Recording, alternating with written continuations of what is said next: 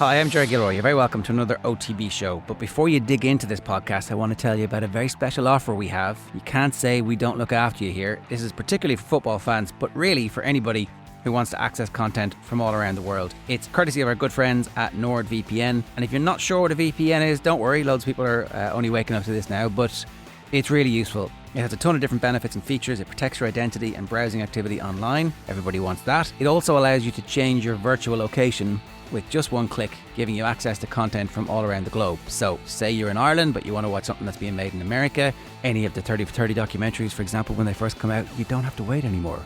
You can have the same access to it as anybody in the States. Or, if like me, you're into your Scandinavian crime drama and the only place to watch it is on the BBC iPlayer, happy days. All of a sudden, NordVPN is your only man. Likewise, if you're going on holidays and you want to watch a match back here with our commentary or whatever, you're going to need a VPN to catch them all. NordVPN is the fastest, so you'll never miss those important moments. Go to nordvpn.com/footnord or use the code FOOTNORD to get a 2-year plan plus a bonus gift with a huge discount. And unlike John Terry stepping up to take a penalty in the Champions League final, NordVPN is risk-free. If for any reason it's not for you, you've got a 30-day money-back guarantee. Now, enjoy the podcast. It's really about who can sort of minimise the mistakes and make the least amount of mistakes and just sail a really smart series. For the best Olympics coverage, subscribe to the OTB Highlights podcast feed on the OTB Sports app now. The OTB Podcast Network with GetSetGo. Are you ready for quick start car insurance? Get a quote today at getsetgo.ie. Off the ball. This is News Talk.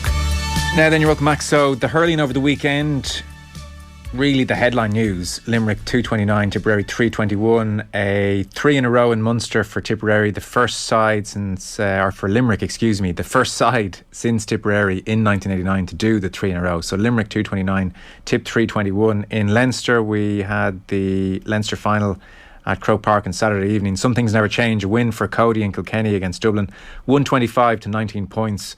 Dublin hit by a COVID outbreak in advance of the game. They lost 4 players ahead of the game. The qualifiers then, we had Clare beating Wexford 225 to 222, a 3-point win in Thurles. Clare raced into huge lead, Wexford asleep for the first quarter, and then pegged their way back but left themselves with too much to do. Waterford beat Laois as well, and if you haven't heard, the draw has been made for round 2 of the qualifiers. We'll have Clare against Cork in Limerick, and we will have Galway against Waterford in Thurles, both those games on Saturday. But we have to start with the game between Limerick and Tipperary. As we were discussing on the news round, Tip into a 10-point lead at half-time, and then what followed, one of the more devastating third quarters we're ever likely to see in the game of hurling. Despite being down by 10 points at half-time, by the 53rd minute, the game was pretty much done in Limerick's favour when Kyle Hayes did this. Kyle Hayes, beaten one, steps past the second, bounces the ball. He's gone! He's still going, is Kyle Hayes. Kyle 14, Kyle goes to once more, he's turned! The best goal you'll ever see, 222 to 217. You will not see a better goal from Kyle Hayes. Incredible skill. He bounced it 3 or 4 times and rattled the back of the net. Limerick in front by 5. That was unbelievable. He started on his own 65. That was an unbelievable goal, Dan. He ran the whole way. His gears were there. And you know what? Consider the week that was in it and the day that was in it. It's only fitting right that that man has gone up and stuck the ball in the back of the net. Unbelievable. Yeah, amazing commentary on Live 95. Shane Dowling there alongside Donna Sullivan. The week Kyle Hayes had, obviously, if you hadn't heard, one of his friends passed away tragically during the week. So it's been a difficult week there, I'm sure, for him. But the goal was outrageous. Eddie Brennan is with us. Hey, Eddie. Good evening, Joe. How's the farm? That goal. Talk to us about just how good it was. I mean, the amount of different elements which went into it for a start. Well, I suppose we won't. I won't take away the compliments. I'll hold the compliments for a minute. But I suppose we talked a few weeks ago about the art of defending, and I think if you were to look back on it and say that a guy was going to come from his own 45 or 65 yard line, and nobody was going to lay a glove on him, you'd be kind of pulling your defensive unit aside in your review and saying, "Guys, how did this happen?" But I just know it as well, watching the match from the high behind, how Gillan again makes those runs, and he just literally ran straight at Kyle Hayes, And in doing so, he brought Pádraig Maher with him, and Pádraig Maher, bought it really. I suppose his brief was to stick with Gillane and Markham. And as in doing that, I suppose he just for that split second probably didn't realise, my priority is to protect the goal. And it's something the Tipperary were very good at. I've seen in the past where they would flood that area. But we have to give Kyle Hayes some credit. And what an amazing finish, even because he had the hurl turned the other way down with the heel of the hurl up to the sky, which is normally you have your toe up when you're striking a ball like that. And again, he got ferocious power in it. But I mean, he was coming at such pace. All he was doing really was going to pass that ball into the net. And I think, in fairness, Barry Hogan had no hope with it. But I wouldn't like to have been chasing him. I think if as a forward you go, oh God, you can't believe that a back scorched you from well outside midfield and went all the way and stuck it to the net. It was just really was. He's a powerhouse. We've talked a lot about Limerick over the last number of years, obviously, on the show, and quite often of late we use the phrase about Limerick, they have a higher ceiling than everybody else when we're trying to look ahead to the championship or the weeks ahead, that Limerick have a higher ceiling. Often they don't hit that ceiling, or they don't need to hit that ceiling. It does seem in that third quarter like they not quite peaked, but showed everybody exactly what they can do when everything's in perfect working order and when they're of a mindset to do it. Like Liam Sheedy came out and just said they annihilated us. That was the word he used. He said, look, they're true champions. In that third quarter, they annihilated us. And John Kiley said in that third quarter, that's the best this team has played in my 5 years. And Jackie Tyrrell, even in the Sunday game last night, said that was the greatest half of hurling that he has ever seen from a team. So we're talking about something unbelievably special here, it would seem. How highly do you rate it? Yeah, it's up there. It really is. And I think even you can kind of say, look, they finished it out. And I was sitting watching the match and I thought, right, this looks like it's Tips to kind of lose now. That if Tip, keep chipping on the scores, or they can maybe break momentums when Limerick hit that purple patch, maybe they might weather it. And I felt myself, God, if Limerick pull this off, it'll be unbelievable. But I felt they might get it to maybe a point or two coming down the 35th minute or something like that. I thought if they pulled the draw, I think John Kiley would have took it at that stage. But it was more the devastating 18 minutes that they put in. I think that for me is the bigger story. I think, once they got their confidence up and their tails were up and they were going at Tipperary, I think, the rest kind of was nearly the ice, and they would have expected once they got level that they were going to kick on. But it was the fact that they turned around such a big deficit in such a short period of time. And I suppose even for Liam Sheedy, and it's very easy for us to sit here now and look at it and say, how can their system fall down so much in 18 minutes? It's very easy to say, well, someone should go down and break the momentum. It's very easy to say that now. I mean, Tip were flying, they were hurling out of their skin, so he's probably saying to them at half time, let's have more of that, please, lads, let's finish this match off. And you'd say, maybe I have to say, look, the Gillane being still on the pitch is possibly a game changer. If he doesn't stay on the pitch, does that change the dynamic of that match completely? I think it does. Limerick are always going to come at them, but no, I think I'd have to give praise for what happened. I think as a period of time, I think I'm more impressed with the short period of time at which they just devoured that lead, and then after that you just felt, look, Tip can't seem to stem the tide here. They're just going to kick on, and they done it with they just accelerated. They went from second gear. They were absolutely septic in the first half, and they just kicked into gear. I think they really dropped back a little bit deeper. I think Tipperary had a little bit of a malfunction on their own puckouts. They went short a few times. And again, this is something that this Limerick full forward and forward division really go after and hunt down. But significantly, Cian Lynch dropped very, very deep. And I think he must have passed out about 6 or 7 balls to Kyle Hayes. The Gillane red card, and most people do think it should have been a red card, that happened when Tip were still 8 points up. So definitely that was a factor for sure. But the bigger point, when Limerick are in that kind of form, even if they manage that for only 15, 20 minutes in most games, no other team in the country can live with them when they're like that, I presume. There's a fairly healthy gap now.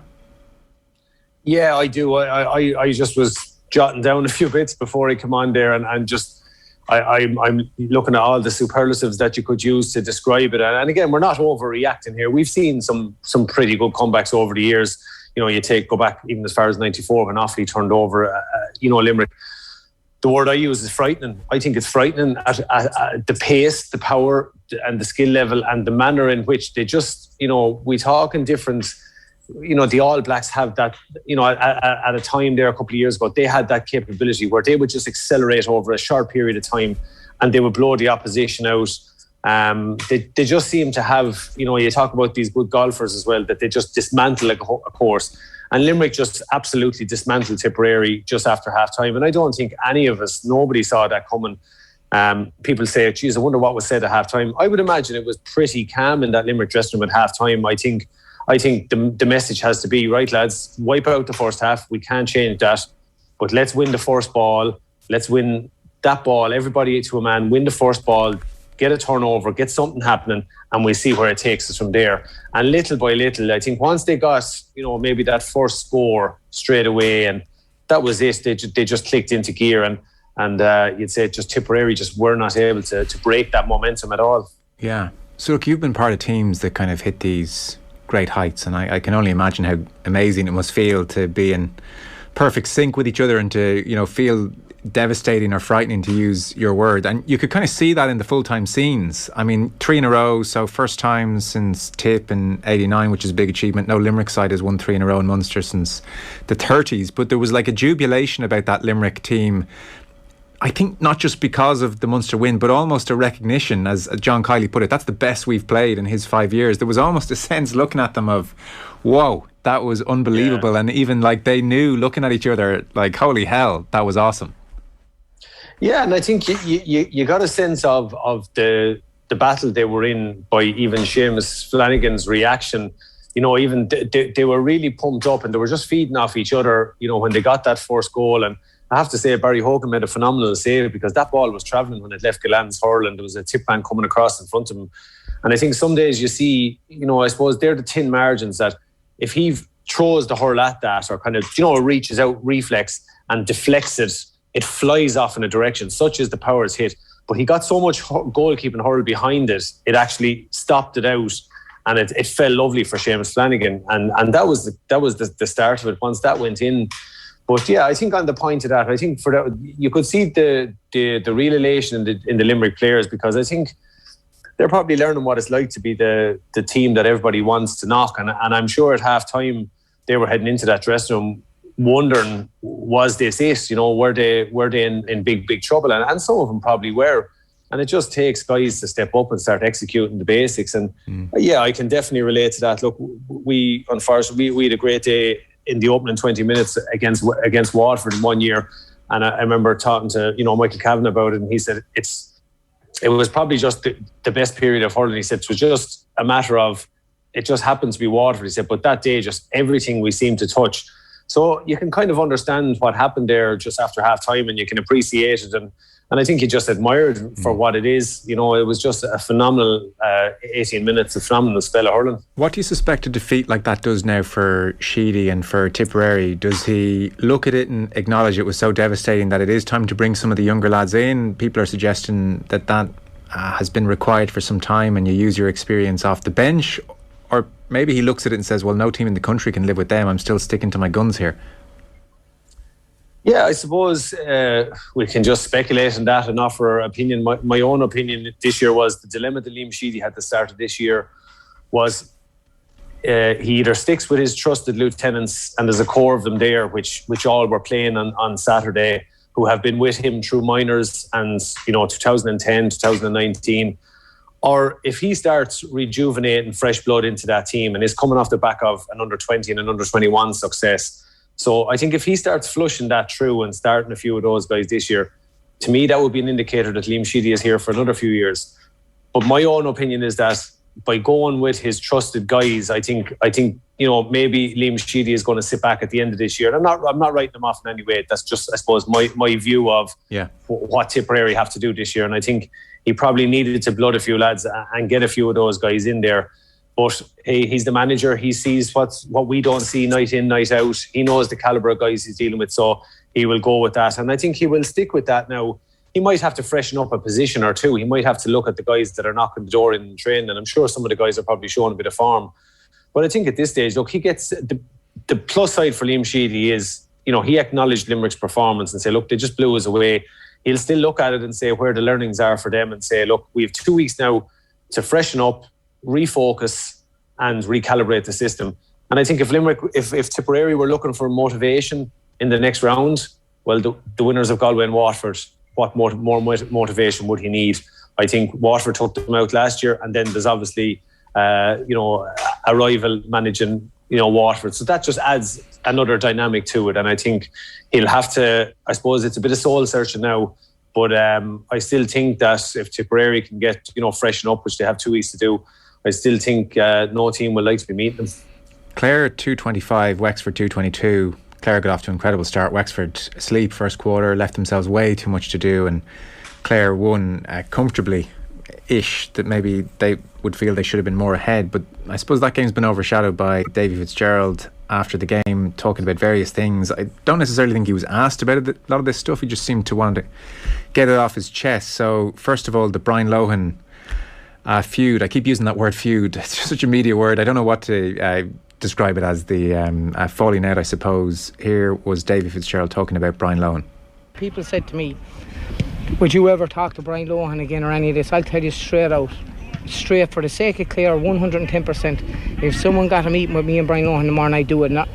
I mightn't like Brian Lohan and I mightn't have much time for him and the way he does stuff. He wouldn't have it, he'd have the same for me. But we shouldn't be at each other in Clare. If Clare to succeed, they all need to be together. And I'm saying it straight now. Would I put it to bed? I'd stand up in the morning and I'd go talk to anyone and I'd shake hands and I'd put it to bed 110%. I don't want Clare to be fighting with one another. I think we need to have a good hard look at ourselves in Clare and stop that. I hear the other night the first thing they'll do is blame the county board for stuff. Easy target again. We need to stop that. We need to stop that. I see people that can get on keyboards and do stuff.